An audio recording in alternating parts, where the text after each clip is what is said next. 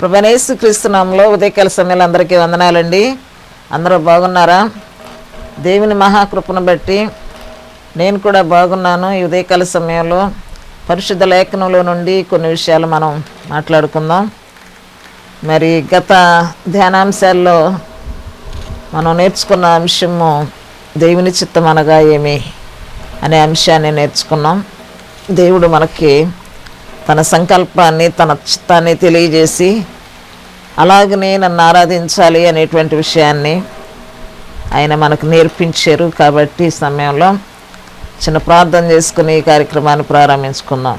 దయగల తండ్రి, పరిశుద్ధుడు అని పరిశుద్ధ పాదాలకు వందనాలు, స్తోత్రాలు నాయన. మా తండ్రి, మా దేవా, ఈ ఉదయకాల సమయంలో మా సహోదరులందరి గృహాల్లో ప్రభువా విడల్ని కలుసుకొని ఈ లేఖనాలను పరిశోధించడం ద్వారా అనేక సత్యాలు మేము గ్రహించినట్లుగా సహాయం చేయమని ప్రార్థిస్తున్నాం. మీ వాక్యము మమ్మలను బ్రతికించేది, నడిపించేది, మా తండ్రి మా జీవితాలను వెలిగించే వాక్కులు కనుక మీ మాట చేత మమ్మలను బలపరిచి మీ ఘన్నామాన్ని హెచ్చించుకునమని ఈ దీవెనలు యేసునామములో అడిగి వేడుకొనుచున్నాం తండ్రి, ఆమేన్. ఒక పాట పాడుకుని దేవుని నామాన్ని మహింపరుచుకుందామండి. శాశ్వతమైనది నీవు నాయడ చూపిన కృప, అనుక్షణం నన్ను కన్ను పాపవలే, అనుక్షణం నన్ను కన్ను పాపవలే కాచిన కృప, కాచిన కృప, నీకు బహుదూరమైన నన్ను చేరదీసిన నా తండ్రివి, నీకు బహుదూరమైన నన్ను చేరదీసిన నా తండ్రివి, నిత్య సుఖ శాంతియే నాకు నీదు కోగిలిలో, నిత్య సుఖ శాంతియే నాకు నీదు కోగిలిలో, శాశ్వతమైనది నీవు నాయడ చూపిన కృప, తల్లి తన బిడ్డలను మరచిన నేను మరువలేనంటివి, తల్లి తన బిడ్డలను మరచిన మరువలేనంటివి, నీదు ముఖ కాంతియే నన్ను ఆదరించెనులే, నీదు ముఖ కాంతియే నన్ను ఆదరించెనులే, శాశ్వతమైనది నీవు నాయడ చూపిన కృప, తోటుడి మీకు తెరిచేదను, వెదకువానికి దొరికేదను, తోటుడి మీకు తెరిచేదను, వెదకువానికి దొరికేదను, అడుగు ప్రతివానికి ఆత్మను ఇచ్చేదానంటివే, అడుగు ప్రతివానికి ఆత్మను ఇచ్చేదానంటివే, శాశ్వతమైనది నీవు నాయడ చూపిన కృప, పర్వతములు తొలగినను, మేటలు తత్తరిల్లిన, పర్వతములు తొలగినను, మెట్టలు తత్తరిల్లిన, నా కృప నిన్ను వీడదని అభయమిచ్చితివి. నా కృప నిన్ను వీడదని అభయమిచ్చితివి. శాశ్వతమైనది నీవు నా ఎడ చూపిన కృపానుక్షణం, నన్ను కన్ను పాపవలే అనుక్షణం, నన్ను కన్ను పాపవలే కాచిన కృప, కాచిన కృప. మరొకసారి ప్రభు నామములో అందరికీ వందనాలండి. ఈ దినాన దేవుని యొక్క లేఖనాల్లో నుండి మన ఆత్మీయ స్థితిని, ఆత్మీయ జీవితాన్ని భ్రష్టు పట్టించేటువంటి కొన్ని పాపాల గురించి మనం లేఖనాల ద్వారా ధ్యానం చేసుకుందాం. క్రైస్తవ జీవితంలో క్రీస్తు ప్రభువుని అంగీకరించి సంఘములో చేర్చబడి ఇంకా అనేక రకాలైనటువంటి భ్రష్టత్వంలోనే కొనసాగుతూ అలా దేవుణ్ణి లోకాన్ని కూడా విడిచిపెట్టకుండా భ్రష్టత్వంలో పడిపోయి కూడా పర్వాలేదు, భ్రష్టత్వంలో ఉన్నాము అనేటువంటి గ్రహింపు, మన ఆత్మను భ్రష్టు పట్టించేటువంటి కొన్ని విషయాలలో మనం జాగ్రత్తగా ఉండి వాటిని జయించాలి అనేటువంటి ఆలోచన కోల్పోతున్న ఈ క్రైస్తవ లోకం ఈ దినాలన్నమాట ఇవి. అయితే దేవుని యొక్క వాక్యాన్ని మనం చదువుతూ ఉన్నప్పుడు మనం తలంపుల ద్వారా భ్రష్టులం అవుతున్నామా, తర్వాత దురాశ ద్వారా భ్రష్టులం అవుతున్నామా, మోసము ద్వారా భ్రష్టులం అవుతున్నామా, కామాతృత వల్ల భ్రష్టులం అవుతున్నామా, చెడు దృష్టి ద్వారా, దేవదూషణ ద్వారా, గర్వం ద్వారా మనం మరి భ్రష్టులం అవుతున్నాం అనేటువంటి ఈ యొక్క విషయాలను మనం అంతగా పట్టించుకోవట్లేదు. కానీ ఇవి ఖచ్చితంగా మన హృదయాల్లో నివాసం చేసేటువంటి కార్యక్రమాలు అన్నమాట. 2 కొరింథీ పత్రిక 10వ అధ్యాయము 5వ వచనంలో చెడు తలంపుల గురించి చక్కగా వివరణ చేయబడింది. అపోస్తలుడైన పౌలు గారు మాట్లాడుతూ ఉన్నారు, మేము వితర్కమును, దేవుని గురించిన జ్ఞానమును అడ్డగించు ప్రతి ఆటంకమును పడద్రోసి ప్రతి ఆలోచనను క్రీస్తుకు లోబడినట్లు చెరపడుతున్నాము అంటాడు. అంటే ఇక్కడ వితర్కాల వల్ల క్రైస్తవ జీవితం భ్రష్టత్వంలోకి వెళ్ళిపోయేటువంటి పరిస్థితి ఉంటుంది. తర్వాత అలాంటి వితర్కాలు, క్రీస్తు ప్రభువును కూర్చున్నటువంటి ఆలోచనలుకి లోబడకుండా చేసేటువంటి కొన్ని క్రియలతో మనము పోరాడవలసినటువంటి వారమై ఉన్నాం. పౌలు గారు అంటున్నాడు, దేవుని గుర్చిన జ్ఞానమును అడ్డగించే ప్రతి ఆటంకాన్ని గురించి మేము పోరాడుతున్నాం అంటాడు. దేవుని జ్ఞానానికి ఇబ్బంది కలిగించేది, ఆటంకము కలిగించేది, అభ్యంతరముగా ఉండేది అది ఏదైనా సరే క్రీస్తుకు లోబడేటట్లుగా మేము పోరాడుతున్నాం, మేము చెరపడుతున్నాం. అంటే క్రీస్తు ప్రభువుకి మన ఆలోచనలకు ఆటంకముగా ఉన్నటువంటి ప్రతి మరి చెడు తలంపులను బంధించేటువంటి పని ఎలా చేయగలుగుతాము, ఎలా పోరాడగలుగుతాము అనేది గ్రంథంలో నుంచి చక్కగా మనం నేర్చుకోవచ్చు. పౌలు గారు మరి ఈ యొక్క దేవుని జ్ఞానానికి అడ్డముగా వచ్చే ప్రతి ఆటంకాన్ని పడద్రోయటం, పోరాడటం అనేటువంటి ఈయన సవాలుతో కూడినటువంటి మాటలను మనకి హెచ్చరికగా ఆయన జరిగిస్తూ మనలను కూడా హెచ్చరిస్తూ ఉన్నాడు.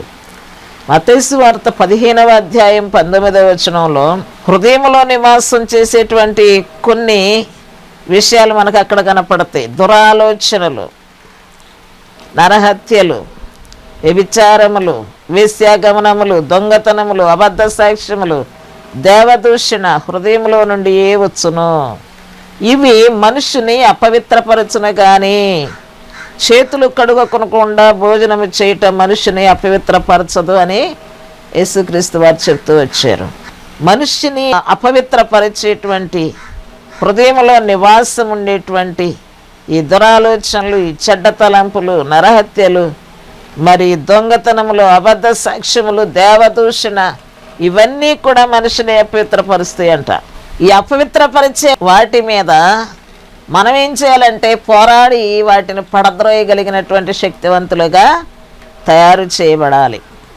మత్తయి సువార్త 5వ అధ్యాయం 32వ వచనంలో వ్యభిచారం అనేటువంటి మాట అక్కడ ప్రస్తావించబడింది.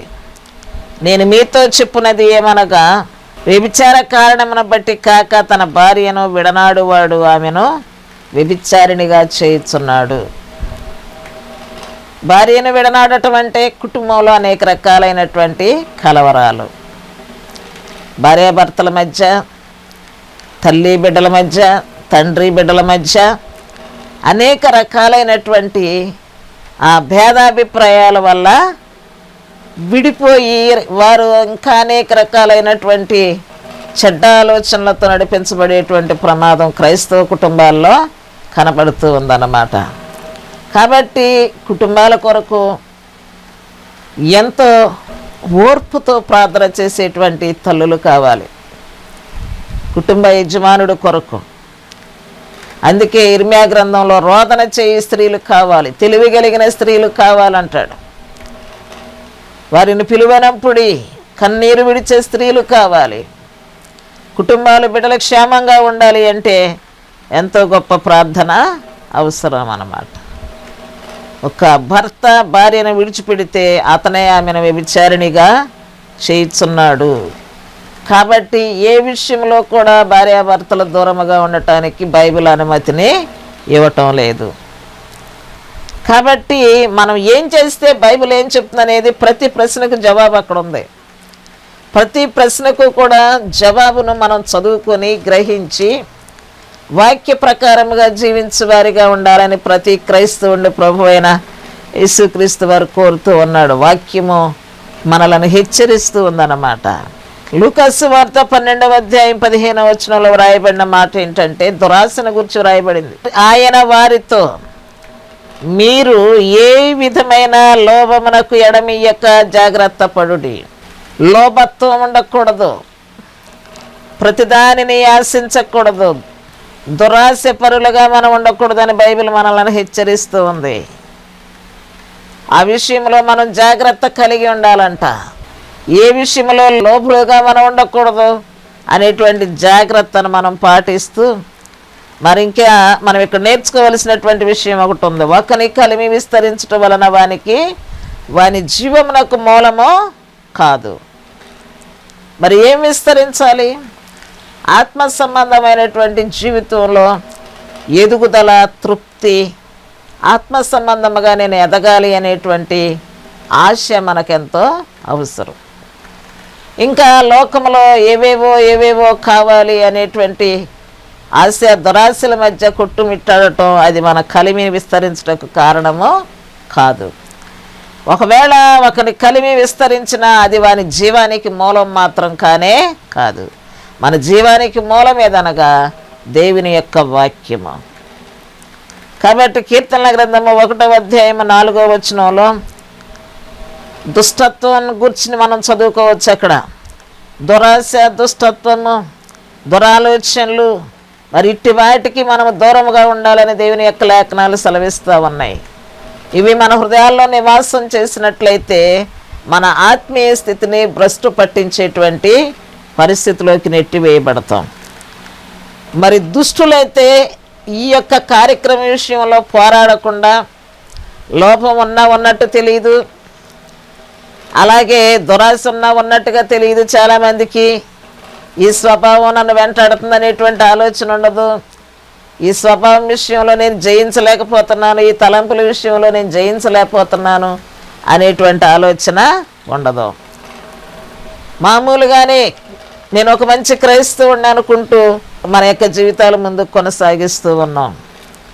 దేవుని వాక్యం సెలవిస్తుంది, దుష్టులంట గాలికి చెదరగొట్టు పొట్టు వలె ఉంటారంట. కీర్తనల గ్రంథము 1వ అధ్యాయము 4వ వచనంలో చెప్పబడిన మాట అన్నమాట.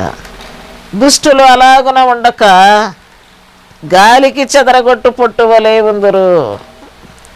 మోసకరమైన మనస్సు, ఈ మనసు ఉన్నప్పుడు దేవుని యొక్క కట్టడలను అనుసరించడానికి ఎవరు కూడా ఇష్టపడరు. కీర్తనల గ్రంథము 119వ అధ్యాయము 118వ వచనంలో, నీ కట్టడలు మీరిన వారందరినీ నీవు నిరాకరించుదువు.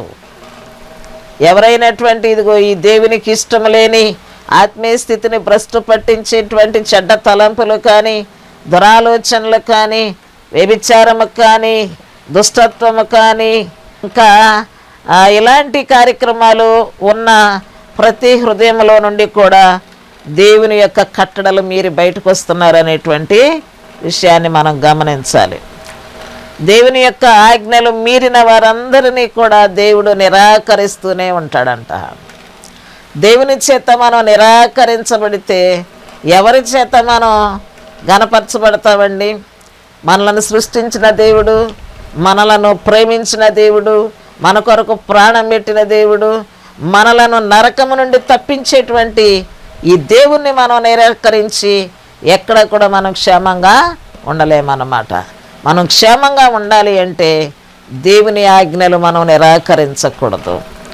మన హృదయంలో నుండి వీటన్నిటినీ కూడా మన ఆత్మీయ స్థితిని భ్రష్టు పట్టించేటువంటి ప్రతి ఆలోచనను కూడా మనము మరి పోరాడి చెరపట్టి వాటన్నిటినీ కూడా మనం విడుదల చేసుకునేటువంటి స్థితిలో ముందు కొనసాగాలి. కపటము, మోసము ఆయన అంగీకరించడు. ఈ విషయాన్ని మనం జ్ఞాపకం చేసుకోవాలి. గలతీ పత్రిక 5వ అధ్యాయం 19వ వచనంలో ఒక లిస్టు కనపడుతుంది. శరీర కార్యములు స్పష్టమై ఉన్నవి. అవేవనగా జారత్వము, అపవిత్రత, కామకత్వము, విగ్రహారాధన, అభిచారము, ద్వేషములు, మరి కలహము, మత్సరము, క్రోధము, కక్షలు, విమతములు, భేదములు, అల్లరితో కూడినటువంటి ఆటపాటలు మొదలైనవి. ఇవి మన జీవితాల్లో ఉండకూడదు. మన హృదయాన్ని భ్రష్టు పట్టించేటువంటి విధానం అన్నమాట. కాబట్టి ఈ ఉదయకాల సమయంలో మన హృదయంలో దేవుని వాక్యానికి చోటిచ్చి దేవుని యొక్క చిత్తాన్ని నెరవేర్చడానికి ఆటంకముగా ఉన్న ప్రతి ఆలోచన లయపరచబడాలి, తీసివేయబడాలి. ప్రతి ఆటంకము పడద్రోయబడాలి అని మనం ఎంతో బలమైనటువంటి ప్రార్థన చేయవలసిన వారమై ఉన్నాం. ఆటంకాలను జయించేటువంటి వారిగా దేవుని యొక్క చిత్తమును, దేవుని యొక్క జ్ఞానమునకు అడ్డముగా ఉన్న ప్రతిదీ కూడా లయపరచబడాలి, జయించాలి మన క్రైస్తవులుగా. ఇలాంటి గట్టి పట్టుదల, పోరాటము మన జీవితాల్లో ఉండాలి. లేకపోతే ఈ గలతీ పత్రిక 5వ అధ్యాయం 19వ వచనంలో ఉన్న శరీర కార్యములన్నీ కూడా మనలో నివాసం ఉన్నట్లయితే మనం దేవునికి ఇష్టలుగా ఉండలేం. మన ఆత్మ భ్రష్టు పట్టి మనం నరకానికి వెళ్ళటానికి మాత్రమే సరిపోయేటువంటి వారమై ఉంటాం. ఏ క్రైస్తవుడు కూడా నరకములో పడకూడదు అనేది దేవుని యొక్క ఉద్దేశం. ఎలాంటి వారు నరకంలోనికి వెళతారో, ఎలాంటి వారు దేవుని రాజ్యంలోనికి వెళతారో గ్రంథము భేదమేమీ లేకుండా స్పష్టంగా మనకు తెలియజేస్తుంది అన్నమాట. సామెతల గ్రంథము 27వ అధ్యాయము 20వ వచనంలో చక్కని మాట మనకు కనపడద్ది. చాలాసార్లు చూపు ద్వారా కూడా చెడు దృష్టి, చూపులో కూడా చెడు కనపడద్ది. యోబు భక్తుడు అంటాడు 31వ అధ్యాయంలో, నేను కంటితో ఒక నిబంధన చేసుకున్నానంటాడు. అది చక్కని మాట అన్నమాట. ప్రతి క్రైస్తవుడు కూడా దేవుడు మనకిచ్చిన ఈ అవయవాలు, దేవుడు మనకిచ్చిన ఈ దేహము దేవుని కొరకే ప్రతిష్ఠించబడాలి. సజీవ యాగముగా మనలో ఉన్న నిర్జీవ క్రియలన్నిటిని విడిచిపెట్టి దేవుని కొరకు సజీవ సాక్షులుగా మనం జీవించటానికి ఇష్టపడాలి. అవి మనం నేర్చుకోవాలి. నామకార్థ క్రైస్తవులుగా మనం ఉండకూడదు. దేవుని యొక్క సంఘములో జీవమగలిగిన క్రైస్తవులు ఎలాగున ప్రవర్తించాలో దేవుని యొక్క గ్రంథము స్పష్టముగా మనకు తెలియచేస్తూ ఉంది కనుక ఆ గ్రంథం మీద మనస్సు పెట్టి మనం విడిచిపెట్టవలసిన వాటిని విడిచిపెట్టాలి. మనల్ని భ్రష్టత్వంలోనికి నెట్టివేసే వాటిని మనము ఖండించాలి. మన అంతరాత్మ మనకు చెప్పుద్ది, ఇది తప్పు కదా, ఇది దేవుని చిత్తము కాదు కదా అని. నిజంగా నీకు దేవుని యొక్క భయము, దేవుని యొక్క వాక్యము నీలో ఉంటే వాక్యము ద్వారా దేవుడు నిన్ను గద్దిస్తూ ఉంటాడు. పరిశుద్ధ లేఖనాలు చదువుతూ ఉన్నప్పుడు దేవుడు నీతో మాట్లాడి నిన్ను గద్దిస్తాడు. దేవుని యొక్క వాక్యము ద్వారా నువ్వు ఖండించబడి సత్యాన్ని అంగీకరించడానికి నీ మనసును నీవు సిద్ధము చేసుకోవలసినటువంటి వారమై ఉన్నావు. పాతాళమునకు అనగా అగాధ కోపమునకు తృప్తి కానేరదంట. అలాగున నరుల దృష్టి తృప్తి కానేరదు. చూడండి, మనము ఈ లోకములోనికి రాక మునుపు భూమి నిరాకారముగాను శూన్యముగా ఉన్నదని మనం చదువుతూ ఉంటాం. మన కొరకు దేవుడు అనేకమైన ప్రణాళికల ద్వారా మనకు అవసరమైన ప్రతి ఆశీర్వాదాన్ని మన ముందు ఉంచాడు. మనము పాతాళ కూపమునకు ఎలాగున తృప్తి లేదు, క్రైస్తవులమైనటువంటి మనము తృప్తి లేని జీవితాలు జీవించకూడదు. ఈ దినానికి ఆయుష్నిచ్చేవు చాలు ప్రభువా, ఈ దినానికి ఆరోగ్యం ఇచ్చేవు చాలు ప్రభువా. నేనైతే అనుకుంటా, వేడన్నం ప్లేట్లో పెట్టుకుని, ప్రభువా ఈ ఆహారం తిననిస్తున్నందుకు నీ కొందనాలు. ఆయన సెలవు లేకుండా గుప్పిడి మెతుకులు కూడా మనం తినలేం. ఎంతోమంది హాస్పిటల్లో ఎవరో లేక, క్యారేజీలు తెచ్చోళ్ళు లేక, లెగిసి తెచ్చుకోలేక ఆహారం కొరకు ఎదురు చూస్తున్నటువంటి సందర్భాలు మరి మనం ఎన్నో చూస్తూ ఉన్నాం. మన ఇంట్లో మనం ఉండి మన వంట మనం చేసుకొని ఇప్పుడు అన్నం తింటున్నాము అంటే అది దేవుని కృప అన్నమాట. నేనైతే నువ్వు తిననిస్తున్నావయ్యా అంట. నీ సెలవు లేకపోతే నేను తినలేను. నా నమ్మకం అది, నా విశ్వాసం అది. నేను ఈ రోజు నాకు ఇప్పుడు అన్నం తింటున్నానంటే అది కేవలం నీ కృప.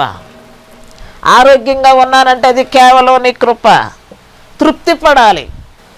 ఏం తిన్నామనేది కాదు, ఏది తిన్నా తృప్తి పడాలి. ఏం కలిగి ఉన్నామన్నది కాదు, ఏది కలిగి ఉన్నా తృప్తి పడాలి. పాతాళానికంట తృప్తి ఉండదంట. అలాంటి మనసు మనకు ఉండకూడదు. సామెతల గ్రంథం 27వ అధ్యాయము 20వ వచనంలో చెప్పబడినటువంటి మాట అన్నమాట అది. పాతాళ కూపానికి తృప్తి లేదు, అలాగున నరుల దృష్టికి కూడా తృప్తి లేదు.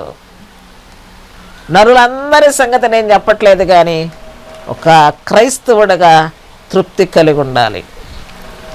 ఈ జీవితాన్ని ఇచ్చేవి చాలయ్యా, ఈ బ్రతుకునిచ్చేవి చాలయ్యా, ఈ స్థితినిచ్చేవి చాలయ్యా, నీవు మాకు దొరికేవు అదే చాలయ్యా. నీవు ఉంటే, నీవు లేని జీవితం నీరు లేని ఎడారి లాంటిది. నీవు లేని జీవితం శూన్యంతో సమానం. కాబట్టి మా జీవితాల్లోకి నువ్వు దొరికేవు కనుక నిన్ను కలిగి ఉండటమే ఒక ధన్యత. ఇది తృప్తి. ఇంకా మిగతాది ఏం కలిగి ఉండాలి, ఈయన ద్వారా ఏం పొందాలి అనేది కాదు. పొంది ఉన్నవన్నీ కూడా ఆయన కృప ద్వారానే మనం పొందాం. కలిగి ఉన్నవన్నీ కూడా ఆయన సంకల్పంలోనే కలిగినాయి. సమస్తమును ఆయన మూలముగా కలిగెను, కలిగి ఉన్నదేది కూడా ఆయన లేకుండా కలగలేదు. యోహాను సువార్త 1వ అధ్యాయము 1వ వచనాల్లో ఈ మాటలు మనకు కనపడతాయి. సమస్తం ఆయన మూలముగా కలిగింది, కలిగి ఉన్నదేది కూడా ఆయన లేకుండా కలగలేదు. కేవలం దేవుని కృప. కాబట్టి మన యొక్క తృప్తి, మన యొక్క చూపు, మన యొక్క దృష్టి ఇంకా ఎంతో ఆశ, దురాశ, మోసము, దుష్టత్వము మరి ఇలాంటి వాటి వైపు మన యొక్క చూపు మరల్చబడకుండా మనం కలిగి ఉన్న దాని యందు సంతృప్తి కలిగి ఉండాలి. నేను ఏదైతే కలిగి ఉన్నానో అది కేవలం నీ కృప, నీ దయ చొప్పున నేను పొందుకొని ఉన్నాను చాలు. ఆరోగ్యమైనా సరే, ఈరోజు నువ్వు ఇంట్లో ఉన్నావంటే ఎంతోమంది హాస్పిటల్లో బెడ్ల మీద ఉన్న వాళ్ళు ఉన్నారు. వాళ్ళకన్నా నువ్వు బెటర్ కదా. చాలామంది ఏదో వయసును బట్టి కాళ్ళ నొప్పులు వస్తేనే అదేదో పెద్ద జబ్బులాగా బాధపడతా ఉంటారు. ఎన్నో శ్రమలు, ఎంతో చాకిరీలు, ఎన్నో బాధలు, తినిక కుటుంబాలను, బిడ్డలను పెంచి చాకిరీలు చేసి అలసిపోయి శరీరము మరి అలసట చెందుద్ది కొంత వయసు వచ్చేసరికి. అవి జబ్బులు కాదు. వాటి కోసమే కంగారులు పడి, వాటి కోసమే హాస్పిటల్ చుట్టూ తిరిగి ఆ కోసమే మందు బిళ్ళలు మింగేయటం కాదు, తృప్తి ఉండాలి. ఈ వయసులో ఇది సహజంగా ఉంటుంది. చాలు, నాకు ఈ స్థితి చాలు ప్రభువా. నాకైతే నా గురించి నేను మీకు ఎప్పుడు చెప్పలా. ఒక్కాలు పోలియో ఉంటుంది, ఒక్కాలే నాకు చాలు అనుకుంటా. నేను ఆ జీవితమే చాలు అనుకుంటా. అసలు ఆ 2 కాళ్ళు లేని వాళ్ళు ఎంతోమంది ఉంటారు. నేను నడుస్తున్నా, నడవలేని వాళ్ళు ఎంతోమంది ఉంటారు. నేను నిలబడుతున్నా, నిలబడలేని వాళ్ళు ఎంతోమంది ఉంటారు. నా తోటి వాళ్ళు 2 ఉన్నారు, వాళ్ళు చనిపోయారు, నేను ఇంకా బ్రతుకున్నా. ఇదంతా కూడా ఏంటంటే నా దేవుని కృప అని నేను నమ్ముతా, తృప్తిగా నమ్ముతా, మనసారా నమ్ముతా, మనసారా దేవుని గణపరుస్తా. నేను ఇది చాలు ప్రభువా. ఈ జీవితం నిన్ను గురించి మాట్లాడే అర్హత ఇచ్చావు చాలయ్యా.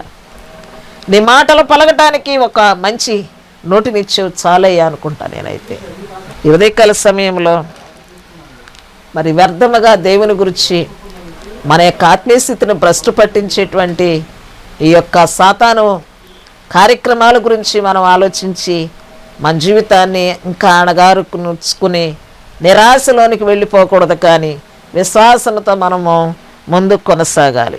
దేవదూషణ చేయకూడదు. దేవుని యొక్క ఆజ్ఞ నిర్గమకాండంలో చెప్పబడింది. 20వ అధ్యాయము 7వ వచనంలో, నీ దేవుడైన యెహోవా నామమును నువ్వు వ్యర్థముగా ఉచ్చరింపకూడదు. యెహోవా నామమును వ్యర్థముగా ఉచ్చరించేటువంటి వాడు మరి నిర్దోషిగా ఎంచబడడు. దేవుని రాజ్యములో ప్రవేశించాలి అంటే మరి దోషము లేని వారిగా మనం ఉండాలి. దేవుని యొక్క సన్నిధిలో మనం ప్రవేశించాలి అంటే మన యొక్క హృదయాలను దేవునికి ఇష్టమైన రీతిలో ఉంచాలి. దేవుని యొక్క వాక్యాన్ని ఇంకనూ మరింతగా మనం నేర్చుకోవాలంటే ఏప్రిల్ 15 నుండి మరి మనం అనేకసార్లు నేను చెప్తూ వచ్చాను, జాక్నెల్ ఇన్స్టిట్యూట్ నిడమానూరు సమ్మర్ స్పెషల్ క్లాసులు జరుగుతూ ఉన్నాయండి. ఎంప్లాయీస్ కొరకు, కాలేజీ స్టూడెంట్స్ కొరకు, చదువుకునేటువంటి పిల్లలందరి కొరకు కూడా ఏప్రిల్ 15 నుండి మరి నెల 15 రోజులు క్లాసులు జరుగుతున్నాయి. కనుక మీరు ఎవరైనా ఆసక్తి కలిగినటువంటి వారు స్క్రీన్ మీద ఉన్నటువంటి నంబర్ని సంప్రదించి దేవుని యొక్క వాక్యాన్ని నేర్చుకొని మేలు పొందాలని నేను ప్రభు పేరట మనవి చేస్తూ ఉన్నానండి. చిన్న ప్రార్థన చేసుకుందాం. దయగల తండ్రి, పరిశుద్ధుడా, ఈ పరిశుద్ధ పాదాలు కొందనాలు స్తుతులయ్యా. ఆ తండ్రి, ఉదయకాల సమయంలో ప్రతి కుటుంబం కొరకు, ప్రతి కుటుంబంలో ఉన్న కుటుంబస్తులందరి కొరకు ప్రార్థిస్తూ ఉన్నాం. విద్యార్థులే కానీ, యవనస్తులైన బిడలే కానీ ప్రభా, నా తండ్రిని సన్నిధిలో వాక్యాన్ని విని మేలు పొంది ప్రతి ఒక్కరు సంపూర్ణ క్రైస్తవులుగా కొనసాగడానికి సహాయం ఇచ్చేయము. దేవుని వాక్యానికి ఆటంకముగా ఉన్న సమస్త అజ్ఞానము నుండి, సమస్త సాతాను యొక్క తలంపుల నుండి విడుదలని గ్రహించమని ప్రార్థిస్తున్నాం.